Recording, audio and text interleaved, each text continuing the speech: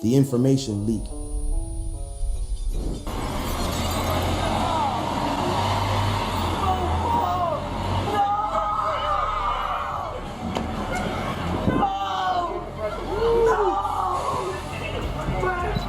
Here's where it gets crazy, fam. When Quando checked in with the rolling 60 Crips, information about his location got leaked, according to what came out later in federal investigations. Like, bro, you should know this now, bro. I know you ain't gonna think of it like with Dirk and them, but like, bro, checking in, gang. I don't care if they was your homies or not, bro. Checking in is crazy. Like, if you really think about checking in with another man, so say you going out of town, you going to LA, you trying to go have fun and shit. So you about to go check in with the hood. The hood. Oh my god. You know what?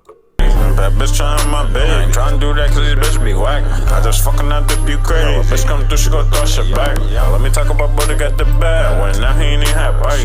Niggas bouncing and killing on sight. Heard that brother ain't definitely right. Man, Quando Rondo left the rolling 60s and they put the pause on him in prison, shorty. Tap in. Like, you're no longer affiliated with any gang. I just want to be legit. I want to build my own community. I want the community. I want the buildings to be blue. Quando Rondo got his ass beat in federal prison. And it wasn't over money. It wasn't over disrespect. It wasn't even over the King Von situation. Yo. Nah, Quando got jumped because he did something that gang members consider a red line. He walked away from the set. Let me break it down for you. Like, bro, niggas be goofy, but they just want you to keep crashing out with them, bro. So you nigga, you walk away from the set, niggas trying to put the pause on you is crazy, bro. That's wild, bro. Like, y'all niggas a bunch of goofies, bro. Man, say, man, I'm done gang banging. Here come these niggas. I feel bad for him, bro. You can't do shit nowadays, bro. Like, niggas be so stupid. Niggas got tricked so much into thinking the streets, like, once you in, you got to stay in. You can't never leave. Like, get your lame ass on, boy. This man went from being a certified dummy, rolling 60s Crip, to publicly denouncing gang culture, converting to Islam, and telling the whole world that the gang life is a scam. And the streets don't forget, especially behind bars, that type of decision comes with consequences, gang. But here's what really happened that led to Quando getting violated in prison. This ain't just about him leaving the Crips. This is about betrayal, murder, federal charges, and a man who finally realized that the people who were supposed to have his back were the same ones who set him up to die. Y'all need to hear this because this story gets deep. So stay with me, gang, and let's dive into how. Yeah, bro, like, come on, bro. Think about it. Who else set Quando Rondo up in his own, in LA for Lil Pab to be killed? His hood, right? His hood, the only people that knew where he was going to be, when he's going to be there, what car he's in, who's he's with. Like, come on, chat. You really got to think about it, bro. He got set up by his own hood to be killed. How else is Lil Durk going to send a hit to him in LA if he ain't talking to your hood? Come on, bro. Let's be for real. And then when you try to lead them niggas, they want to fight. Y'all need to hear this because this story gets deep. So stay with me, gang, and let's dive into how Quando is doing in prison after putting his flag down and announcing he's a civilian. The Beverly Hills setup. To understand why Quando left the gang and why he got beat up for it, we need to go back to August 19th, 2022. Quando Rondo was in Los Angeles working on music. He was moving around the city, doing what rappers do: studio sessions, meetings, linking with people. But here's the thing about LA. If you're from out of town and you're not from LA, especially if you're connected to street politics, you're supposed to check in with the local gangs. It's an unwritten rule that's been in place for decades. You check in, pay respect, let them know you're in their city, and usually everything runs smooth. Quando Rondo was affiliated with the Rolling 60 Crips. That's a whole set out of LA, one of the biggest and most respected Crip gangs in the city. So when Quando came to LA, he checked in with them like he was supposed to. He linked up with the homies, let them know he was in town, probably kicked it with them a little bit. Everything seemed cool. Quando thought he was protected. He thought checking in meant he was safe to move around LA without any problems. Yeah, I just don't get, bro. As a grown man, you're going to go check in with a bunch of grown, stupid ass men. Check in, my nigga? You gotta come check in when you come to the city, cuz. Get your lame ass, boy. That's the lame. Come check in. And like, if you check in, boy, you a little boy and you's a goofy, shorty. Niggas be goofy, bro. That's what checking in is supposed to mean, right? You show respect, they show respect back, and everybody eats. But what Quando didn't know was that checking in was actually what got him set up. See, Lil Durk had connections in LA.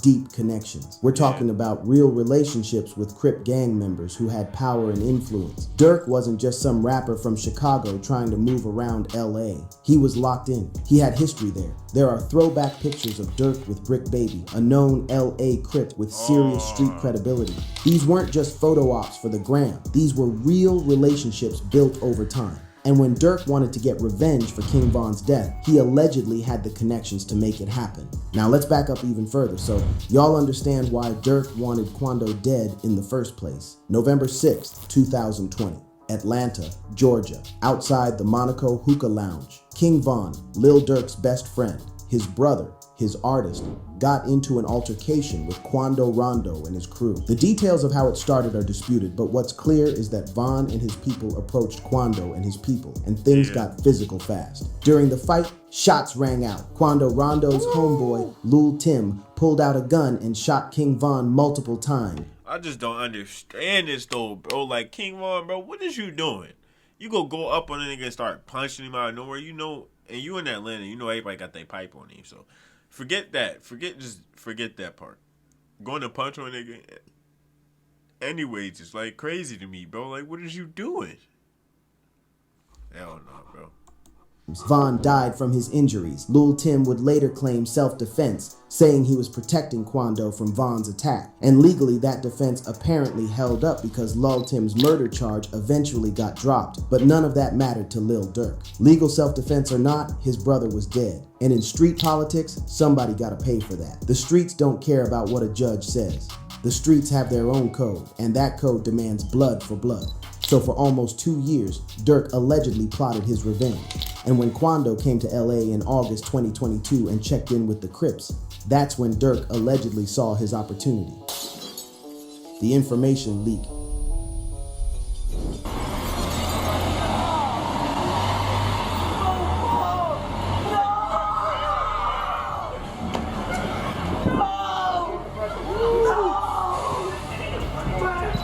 Here's where it gets crazy, fam. When Quando checked in with the rolling 60 Crips, information about his location got leaked. According to what came out later in federal investigations. Like, bro, you should know this now, bro. I know you ain't gonna think of it like with Durk and them, but like, bro, checking in, gang. I don't care if they was your homies or not, bro. Checking in is crazy. Like, if you really think about checking in with another man, so say you going out of town, you going to LA, you trying to go have fun and shit. So you about to go check in with the hood. The hood. Oh my God. You know what? And street rumors. Someone from that Crip set allegedly told Lil Durk's people exactly where Quando was gonna be and what car he was driving. Think about that for a second. Quando did everything right according to the rules. He checked in, he showed respect, he followed the code, and the same people who were supposed to protect him allegedly sold him out to his enemies. The feds later alleged that Lil Durk had hitmen in LA waiting for this exact information. They had OTF credit cards, they had rental cars, they had guns. All they needed was a location. And when they got that information from people connected to the Crips, they moved. August 19th, 2022, at a gas station in Beverly Hills, Quando Rondo was in a car with his cousin, Lul Pab, whose real name was Saviesa Robinson.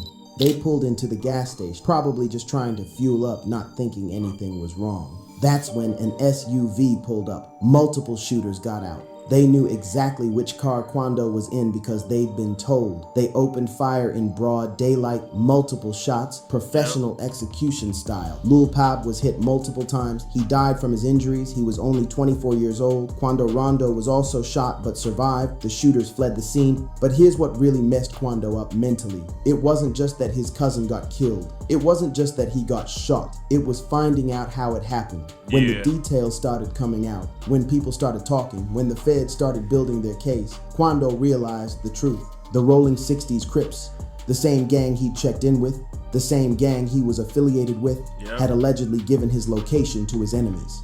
The people who were supposed to protect him had set him up to die. Yeah, that's bad, bro. And it's crazy because the same people, oh, damn. Oh, it's crazy because the same people that killed Quando Rondo, his homie, in jail, and Dirk in jail, and they didn't even get the right person. They killed somebody they didn't even know. They didn't even know this nigga. They killed the wrong person. Y'all coming to do this hit, and they ain't kill it, bro. Y'all suck. That's y'all fault. All y'all in jail too, and y'all still ain't get the right person. Y'all goofy as hell. Y'all ain't even put paying no young boy or nothing, cause nigga, y'all ain't get Rondo for nothing. Y'all ain't even touch this man. His cousin got killed because he trusted the wrong people. The turning point, the realization. Imagine how that feels. You follow all the rules. You show respect. You check in. You do everything you're supposed to do. And the gang that's supposed to have your back literally hands you over to killers. That's when Quando Rondo had his moment of clarity. That's when everything clicked for him. The gang life wasn't about loyalty. It wasn't about brotherhood. It wasn't about protection. It was all a scam. These people would sell you out for money, for connections, for politics, for whatever benefited them in the moment. His cousin Lil Pop died because of gang politics, because of checking in, because of trusting a system that was designed to use people and throw them away. Quando started changing after that. He stopped claiming the rolling 60s. He stopped with the gang references. He started talking publicly about how the gang life was fake, how it was all a trap, how young black men were being used and destroyed by this culture. He converted to Islam. He started praying 5 times a day. He started reading the Quran. He started talking about finding peace and purpose beyond the streets. This wasn't no fake religious conversion for the cameras either. Quando was genuinely trying to change his life. In interviews and on social media, he talked about how he realized that gangbanging was pointless, how it only led to death and prison, how the same people claiming to be your brothers would set you up when it benefited them, how he wanted out of that whole lifestyle. But here, thinking everybody your homie, thinking everybody your mans, thinking everybody your brother is the reason you'll lose your life out here, bro, and it's crazy. That's diabolical, bro. But we ain't gonna watch too much on this vid because we already got we got everything we needed in the first half of it.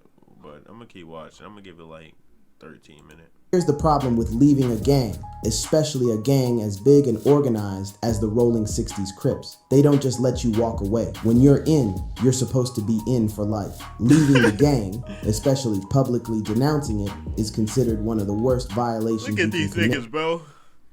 A bunch of blueberries, bro. These niggas is stupid. These niggas is stupid. Blue raspberry ass niggas, bro. Yo, you got niggas with clown mask and shit, bro. Y'all got mask on. Well, they is some clown ass niggas, so I see why they got clown mask on, but yeah. Niggas be goofy, bro. Publicly denouncing it is considered one of the worst violations you can commit. In gang culture, that's called dropping your flag.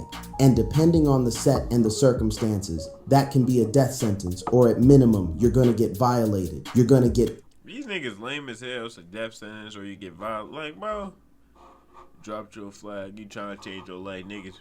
No. You're out of your mind. There's no way. Get your lame ass boy. Stop the shit out his stupid ass boy. What's wrong with these niggas, bro? Like, honestly, what's wrong with these niggas, chat? These niggas be so lost in the head, bro. But I'm out of here, bro. I'm gonna play 2 more minutes. Get beat up. You're gonna get tested. The gang has to make an example out of you so other members don't think they can just walk away too. Quando knew this. He knew that publicly leaving the Crips and calling gang culture a scam would have consequences. But at that point, he'd already lost his cousin.